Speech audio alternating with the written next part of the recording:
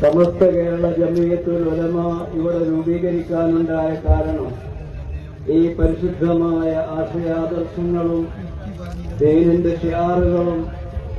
വളരെ നല്ല നിലയിൽ കേരളത്തിൽ നടന്നുകൊണ്ടിരിക്കുന്ന സമയത്ത് 1920കളിൽ ബിദ്അഈ കക്ഷികൾ കേരളത്തിൽ പ്രത്യക്ഷപ്പെടാൻ തുടങ്ങിയപ്പോൾ അവരെ പ്രതിരോധിക്കുന്നതിനു വേണ്ടി ഈ പരിശുദ്ധമായ ദീനിനെ സംരക്ഷിക്കുന്നതിനു വേണ്ടി ബിദ്അഈ കക്ഷികളെ തടഞ്ഞു നിർത്തുന്നതിനു വേണ്ടിയാണ് സമസ്ത കേരള ജംഇയ്യത്തുൽ ഉലമ രൂപീകരിക്കപ്പെട്ടത്.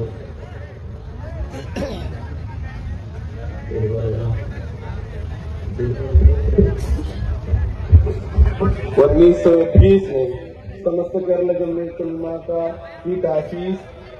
इस दीन की हिफाजत और अहले सुन्नत व जमात के अकायद के तहफ़्फ़ुज़ के लिए 1926 में सरज़मीन केरला में उलमाए किराम और सादात निज़ाम की सरपरस्ती में इसकी तासीस हुई।